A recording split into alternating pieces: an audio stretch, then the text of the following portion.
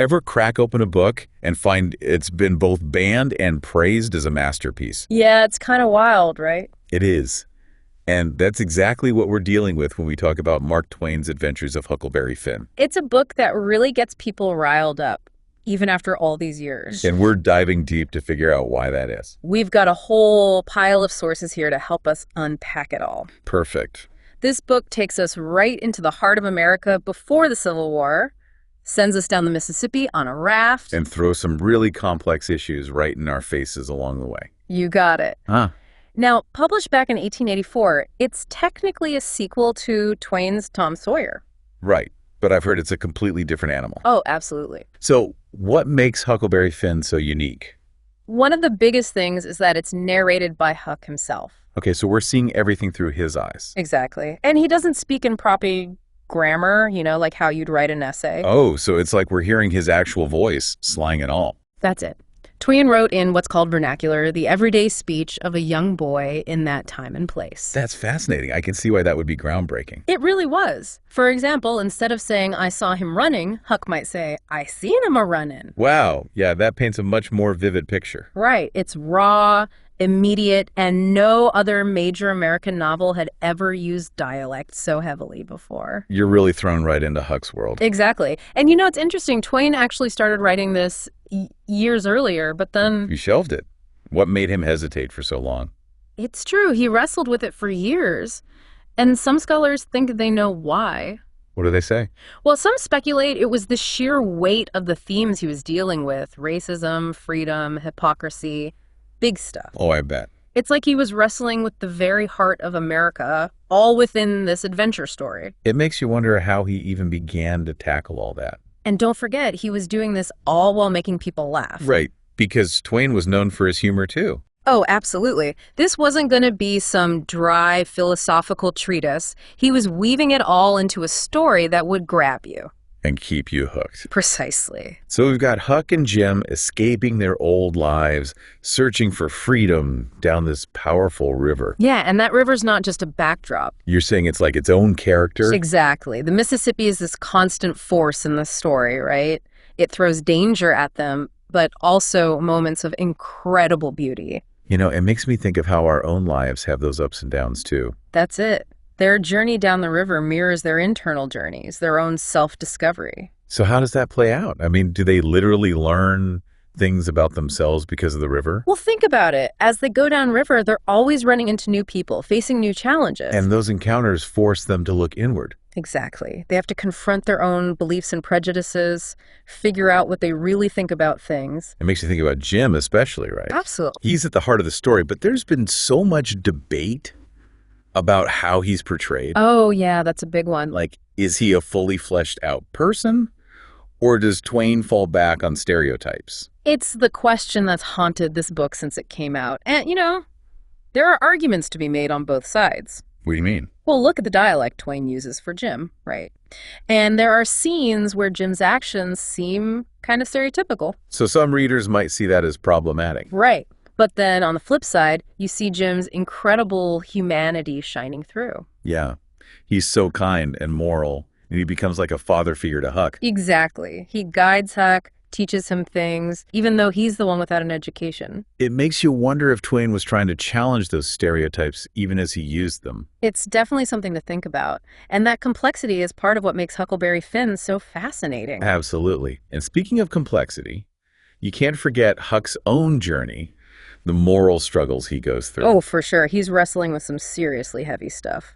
I mean, he starts out with all the prejudices of the South surrounding him. Right, it's all he's ever known. So how does he square that with his growing friendship with Jim? It tears him apart, honestly. He even says at one point, what's the use you learning to do right when it's troublesome to do right and ain't no trouble to do wrong, and the wage is just the same? Wow. It shows how deeply rooted prejudice is that even a kid like Huck questions the point of doing the right thing. And remember, Twain's not giving us easy answers here. He shows us the struggle, the messiness of it all. Right, like that scene where Huck tricks Jim about the fog. Oh man, that one's rough. Jim's heartbroken, thinking it was all a dream, and you realize how cruel Huck's been. Even though he cares about Jim deep down. Exactly. So it forces Huck and us to face the consequences of prejudice, even when it's unintentional. It's a turning point for Huck. He has to acknowledge he hurt Jim, see his humanity more clearly. And that's what makes the book so powerful. It makes us confront those uncomfortable truths, too. Absolutely. Twain wasn't afraid to hold up a mirror to society, show the hypocrisy, the ugliness. And he definitely wasn't afraid to ruffle some feathers while he was at it. Oh, no, not at all. I mean, this book was banned, criticized left and right. People thought it was way too much. He thought it was vulgar, offensive. All of the above. But you have to wonder if maybe that was part of Twain's point. It's like he wanted to shake people out of their comfort zones, force them to really see what was happening. Exactly. And there's one more element we really can't shy away from, the N-word. It's all over the book. Right, there's no getting around that. And I know it's something modern readers really struggle with. Totally. It sparks huge debate even now. Is Twain using it to expose the horrors of racism? Or does its very presence make the book, well, racist itself? That's the million-dollar question, and there are strong arguments to be made on both sides. It's almost like each reader has to come to their own conclusion. And that's the power of Twain, right? He doesn't give you easy answers. He makes you think. He makes you uncomfortable, too. No doubt about it. But the fact that we're still talking about it over 100 years later, it shows how much this book gets under your skin. It's like a grenade that just keeps exploding. Right. And the impact goes way beyond just arguments. Huckleberry Finn has inspired so much art. Other writers, filmmakers, even musicians. They've all been touched by this story in some way. And they've taken what Twain created and reimagined it, reinterpreted it, made it their own. Speaking of reinterpretations, what about Hemingway?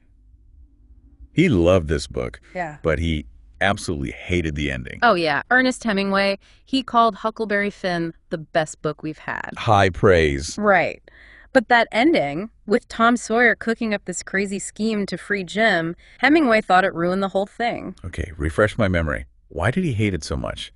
It always felt lighter than the rest of the book, but I never understood why it bothered Hemingway that much. Well, Hemingway felt Twain was resorting to cheap tricks. I mean, we already know that Jim is legally free. Right, Miss Watson's will. Exactly. So Tom's big plan, the escape, the dramatic rescue, it's all completely unnecessary. And for Hemingway, that undermined everything the book had been building toward. Exactly. It was like stepping back from this profound social commentary, this raw look at America, and saying, just kidding, here's a happy ending. So it's not just about the tone of the ending, it's about what it represents. Yes. It's like Twain chickened out at the last minute. At least that's how Hemingway saw it. Wow.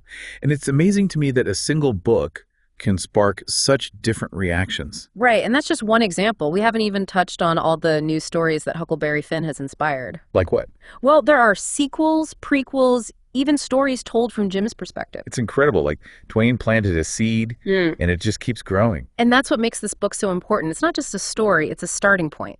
It's about questioning, reimagining, keeping the conversation alive. And at the heart of it all, I think, is Twain's message about listening to your conscience, even when it's hard. Right, even when it goes against everything you've been taught. That's what makes Huck's journey so powerful. He has to decide what kind of person he wants to be. And in a way, so do we. That's the challenge Twain throws at us. And it's a challenge worth facing, even if it means confronting some uncomfortable truths along the way. Absolutely. Well, I think that's a pretty good note to end on. Mark Twain's Adventures of Huckleberry Finn, a book that continues to challenge, provoke, and inspire, even after all these years.